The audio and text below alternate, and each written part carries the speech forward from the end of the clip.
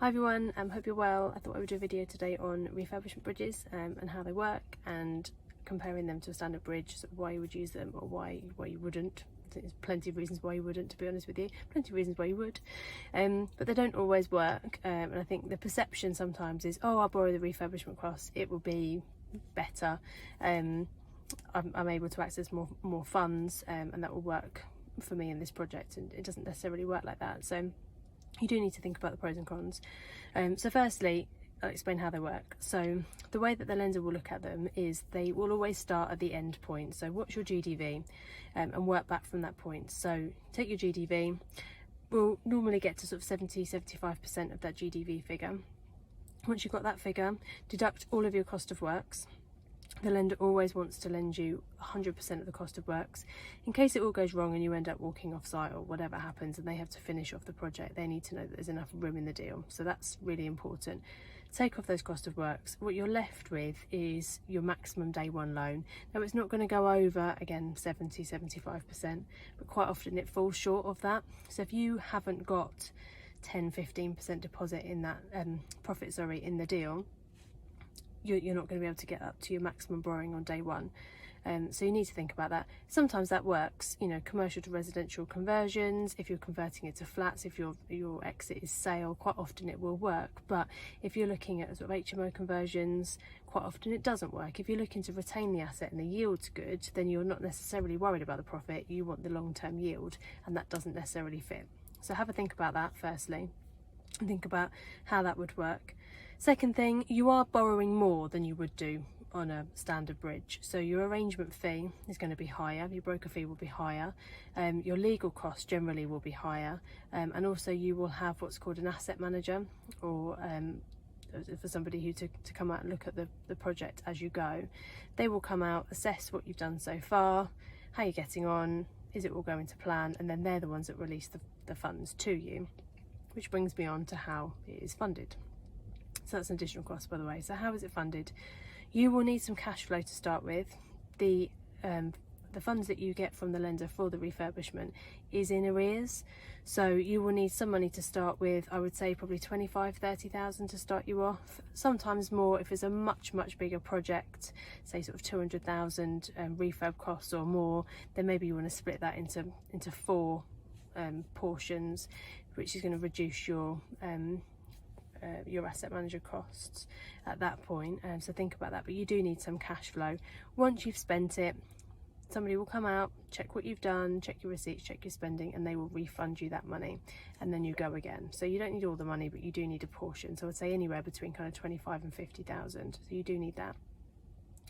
That's something to think about. So do you have that cash flow, and are you comfortable with the amount of money you're going to get on day one? The alternative to get a straightforward bridge, normally we're looking at 75% on day one, and you're not looking at a GDV. So if there's not so much profit in the deal, then that might work out as either a higher loan or on par by the time you've taken into account, you know, the amount that you need to put towards the refurbishment and what have you. So think about that. Would 75% with a possibly lower interest per month, possibly without an exit fee, which is normally 1% on a development loan, and without all the asset manager costs, the legals and the valuation will probably be slightly cheaper. So would that work out as an alternative option in your scenario? Would that work for you? So they're the considerations really, and it does depend on all the figures. So what I would say is give me a ring and chat through the figures, and see what we can do, and see how that would work for you in your scenario, because it's absolutely not a one size fits all. I would say as a real ballpark, if your refurb costs are less than about 60,000, generally it doesn't work. The only time that it really would work is if you really don't have the money and you need to borrow the money, and that makes the deal work. So that's something to think about. There are other advantages of going down the refurbishment route. When you're comparing interest rates like for like, I mean, I had a comparison the other day. It was a semi-commercial deal, so it's a slightly more expensive interest, but the interest rate on a standard bridge was 1.1% per month, whereas on the refurb bridge was 0.95 with a 1% exit fee. Now, on the face of it, you might say, okay, well, the refurb bridge is more expensive, but actually, when you look at it, the beauty of a refurb bridge is that you're only paying interest on the amount of money that you have drawn down for the period of time that you've got it. So, if the client doesn't draw down all the funds that are required, they're not going to be paying the interest on all that money. So they think they've got a pot of money.